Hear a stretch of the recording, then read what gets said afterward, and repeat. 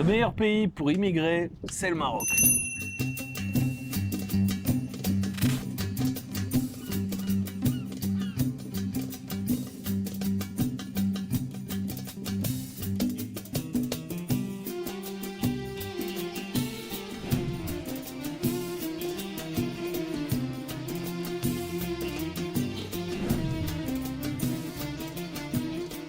Salut à tous, c'est Seb pour Marketing Divergent. J'espère que tu vas bien, que ton business se porte bien et que tu as envie de voyage, tu as envie de t'expatrier, tu as envie d'immigrer dans un nouveau pays. Eh bien aujourd'hui, je vais te parler du Maroc. Alors je sais, je suis en train de te faire une vidéo en direct de l'île Maurice face au lagon, mais je vais te parler aujourd'hui du Maroc, un pays que j'ai adoré. J'ai passé 7 magnifiques années au Maroc, j'ai fait d'autres vidéos que tu retrouveras sur la chaîne sur le Maroc. Vraiment, je crois que ça a été les meilleures années de ma vie où déjà je me suis lancé sur internet grâce au Maroc. Avant, je travaillais dans le bâtiment, j'avais des sociétés dans le bâtiment. J'ai eu d'autres choses, hein. J'ai eu des sociétés dans la parfumerie, dans la maroquinerie, dans de la vente de vêtements d'hiver, etc. Donc j'ai fait beaucoup de choses. J'ai été salarié aussi, je travaillais pour des grandes entreprises comme des filiales du groupe Suez, etc.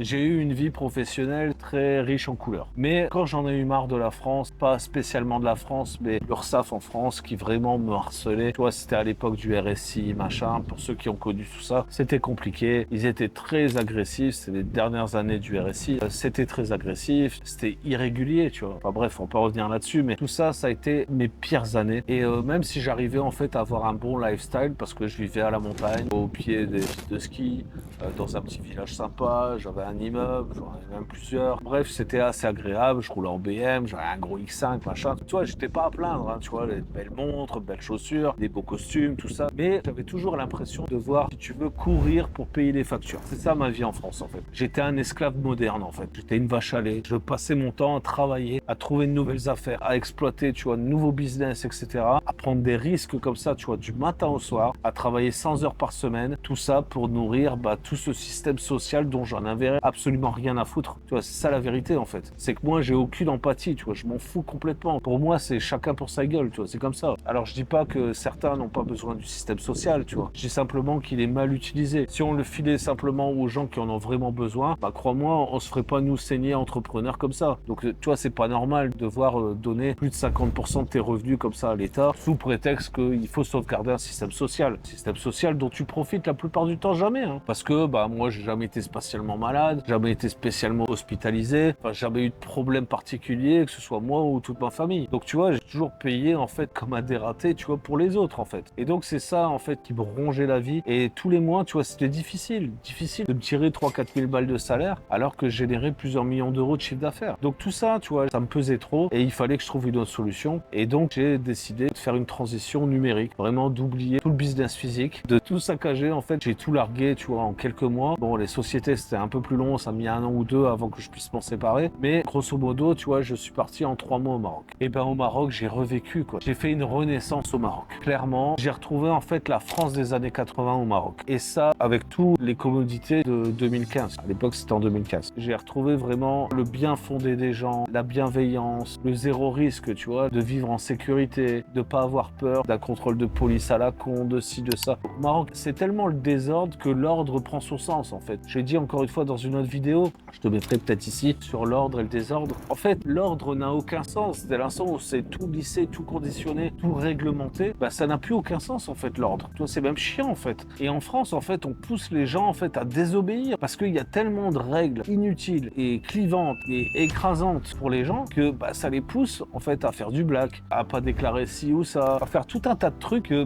normalement, t'as pas besoin de faire. Alors, en France, j'ai toujours payé tout ce qu'il fallait, hein, et déclaré tout ce qu'il fallait, hein, parce que je voulais pas jouer avec le feu, machin, et je suis toujours pas dans ce mood-là. Je ne joue pas avec le feu, je paye mes taxes. S'il y a un contrôleur fiscal qui me regarde, ne t'inquiète pas, frérot, j'ai tout payé et je continue à être réglo, hein. Quoi qu'il en soit, ici, je sais pourquoi je paye, ok? Au Maroc, je savais pourquoi je payais aussi. Toi, ça avait du sens. Et ça, je l'avais plus en France. Donc voilà, c'est pour ça que j'ai décidé de partir au Maroc. Pour moi, c'est le meilleur pays pour s'expatrier la première fois. Et je crois que j'ai fait le meilleur choix possible avec tous les pays qui s'offrent à moi. Il y avait plein de pays qui m'intéressaient aussi, où je trouve très très bien. Mais pour une première expatriation, pour une transition, si tu veux, pour une première immigration, bah, je trouve que le Maroc, c'est top, tu vois. T'arrives dans un environnement qui est déjà connu. Moi, j'étais déjà allé plusieurs fois en vacances au Maroc. Les gens sont sympas, sont la plupart du temps bienveillants avec toi, français. Alors, il y en a certains, ils essaient de t'arnaquer, machin, ça, c'est comme dans tous les pays. Hein. On essaie toujours d'arnaquer les touristes, hein, c'est comme ça. Faut bien qu'ils mangent. Hein. C'est de l'arnaque maîtrisée, on va dire. Donc, toi aussi, il faut jouer le jeu et accepter de payer un peu plus cher que les autres, ce qui est normal, tu vois. T'as plus de revenus.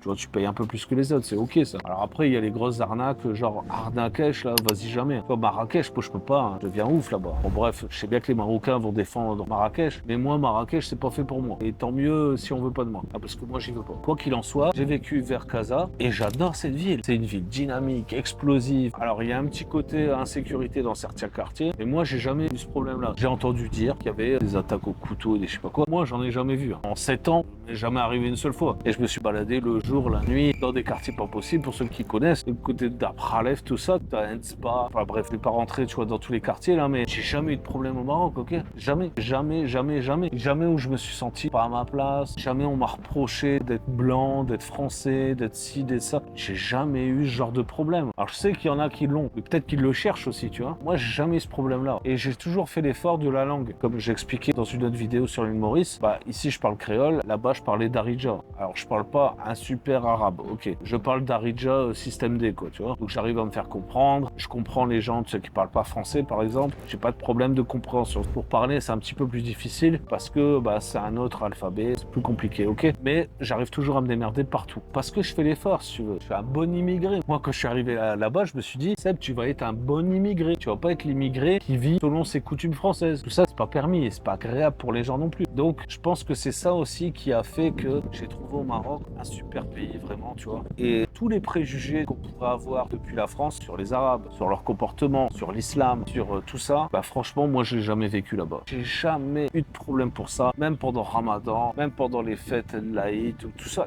jamais eu de problème. Au contraire, j'étais invité de partout. On venait me chercher chez moi, me dire, hey Seb, tu vas en découper le morceau, viens manger. J'ai jamais eu ça en France, tu vois. Moi, les voisins en France, ils venaient juste pour me faire chier, quoi, tu vois, parce qu'il y a eu trop de bruit, ou parce qu'il y a ci, ou il y a ça, tu vois. Peut-être toujours un truc merdique, tu vois. Mais jamais de bonnes relations de voisinage comme j'ai pu avoir au Maroc, frère. C'est incroyable. Et puis le Maroc, c'est le pays du service. Moi, j'adore ça. J'adore ça. Tu vas à la station essence, tu bouges même pas ton cul de ta bagnole, il te fait le plat, machin. Et il te tape discute. Et tu vois, il te fait les carreaux et machin. C'est agréable, putain. Même à la station essence, tu passes un bon moment. Tu vas au Hanout, comment on appelle ça, les téléboutiques, là, les petits shops. Moi, à chaque fois, je reste 3/4 d'heure là-dedans. Parce que je discute avec l'un, avec l'autre, etc.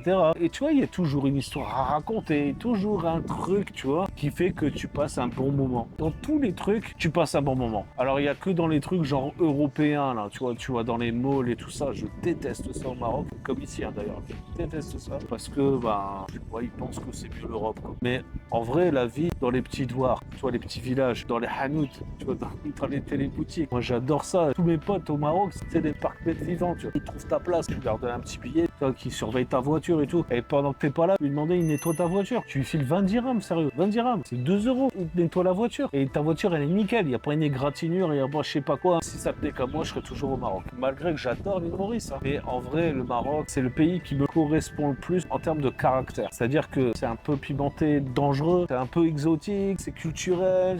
C'est tout en même temps, quoi, tu vois. Ça chamboule un petit peu dans ma tête, tu vois. J'ai du mal à un peu organiser mes idées quand je parle du Maroc parce que c'est un coup de cœur, quoi, tu vois. C'est vraiment un pays super. Si tu veux t'expatrier, émigrer quand tu es français, franchement, bah tu perds pas tes repères au Maroc. Et progressivement, en fait, tu vas rentrer plus dans un truc culturel là-bas. Tu vas comprendre un petit peu mieux comment ça se passe, pourquoi est-ce que les gens parlent comme ça ou se comportent comme ça, etc.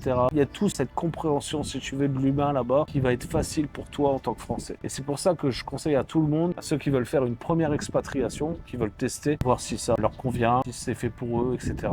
Et ben le Maroc, les gars, si possible du côté de Casa, franchement, tu vas kiffer. Niveau de la vie, tu vois, c'est pas très cher. Ça dépend comment tu manges, mais si tu vas dans les boucheries halal, normal, sans aller dans les trucs de luxe, machin. Si tu fais tes courses un petit peu à Hanout, tu vois, un petit peu au souk pour les légumes, tout ça, ça coûte pas très cher, tu vois. Tu veux du poisson, tu vas à la poissonnerie, tu vois, du porc. Faut avoir du temps. Hein. Au Maroc, faut avoir du temps. Hein. Ça, il faut te le dire. Hein. Si t'es un mec pressé, tu payes cher. Moi, c'est un peu ce qui m'est arrivé. C'est un peu le problème. J'avais jamais le temps d'aller faire tout ce que je suis en train de te dire là. Je l'ai fait, hein, mais pas assez souvent en fait. Ce qui fait que bah, j'ai acheté des trucs à livrer, machin, tout ça, donc ça coûte un peu cher. Mais tu peux te faire livrer tes courses, tu peux tout faire. T'as pas de voiture, t'as pas un chauffeur privé, ou un taxi, un machin, n'importe quoi. Tu sors dans la rue, tu trouves un taxi et ça te coûte 2 balles. Et puis il y a des taxis partagés, tu vois, c'est encore moins cher que ça. C'est 10 dirhams, tu vois, tu montes dans le taxi il va dans cette direction-là. Bah toi, tu sais que tu dois aller par là, tu montes dans le taxi là. Une fois que tu es rapproché et que tu dois tourner à droite, bah tu descends du taxi, tu reprends un autre taxi qui va dans ce sens-là. À chaque fois, ça te coûte 10 dirhams. C'est que dalle. Et encore, franchement, s'il est bien chargé le truc, 5 dirhams. Ça dépend comment il est rempli. En général, c'est grosse Mercedes là. Bref, tu vois, il y a cette culture en fait, cette compréhension en fait du Maroc qui est un petit peu difficile au début. Tu vois, quand tu arrives, c'est le désordre. Il n'y a pas beaucoup d'ordre, même dans l'administration, tout ça. Tu sais, on prend pas le temps de t'expliquer exactement comment si ça. Tu sais, c'est un peu chamboulant. Et genre même sur les administrations, c'est pas écrit en français, tu vois. C'est écrit en arabe ou en hébreu. C'est pas écrit en français. Donc, faut savoir un petit peu c'est quoi le mot kata, ou la mairie, ou ci ou ça. Bah, ce truc-là, tu vois, il faut connaître. Faut savoir un petit peu comment ça se passe. Si tu veux faire la queue, pas la queue. Hein, tu vois, si tu veux mettre un petit billet, pas. La police, pareil. Une fois que t'as compris tout ça, en fait, tu vois, je te jure, tu vis comme un roi là-bas. C'est un truc de fou. Les loyers, c'est pas très cher. Et tu peux avoir un appartement vue sur mer, machin, pour 500 balles. C'est hyper accessible. Ça te permet de faire tes armes. Et même si tu débutes dans le business en France, va au moins 6 mois ou 1 an au Maroc. Tu verras que ton business, tu vois quoi, il va exploser parce que tu vas être focus sur ton truc. Tu auras en fait accès à tout un tas de services qui va te faire gagner du temps dans ta journée. En termes de productivité, il n'y a rien de mieux. Tu peux avoir quelqu'un voilà, qui vient faire le ménage, qui va te faire à manger, qui va te ramener tes courses, qui fait tout, tu vois, pour toi, tu vois, un chauffeur, machin, etc. Pour 2 fois rien. Et franchement, tu vois, ça te permet de te concentrer sur ton activité. Rien que pour ça, tu vois, c'est exceptionnel. J'ai envie de dire, c'est un levier pour les entrepreneurs, le Maroc. Donc vraiment, tu vois, si tu es français et que tu veux faire ta première immigration, pour moi, il n'y a que le Maroc. J'espère que tu as apprécié cette vidéo. N'hésite pas à me laisser un like. N'oublie pas la cloche abonnée, il n'y a toujours pas d'impôt dessus. Et si tu as un truc à me dire, n'hésite pas, la zone commentaire est faite pour toi. Et si tu es marocain, bah, tu peux me dire ce que tu en penses de ce que je viens de dire. Tu vois, si ça correspond un petit peu à ta vision du Maroc. Je sais qu'il y a les Marocains sur place et les MRE, les Marocains résidant à l'étranger. Vous avez en général pas le même avis sur le pays. Moi, en tout cas, j'ai vécu 7 ans et j'ai pas vécu comme un Français, croyez-moi. J'ai adoré ce pays et si je dois y retourner, et j'espère y retourner bientôt, je vais acheter un appartement là-bas. J'ai déjà un appartement mais que je loue.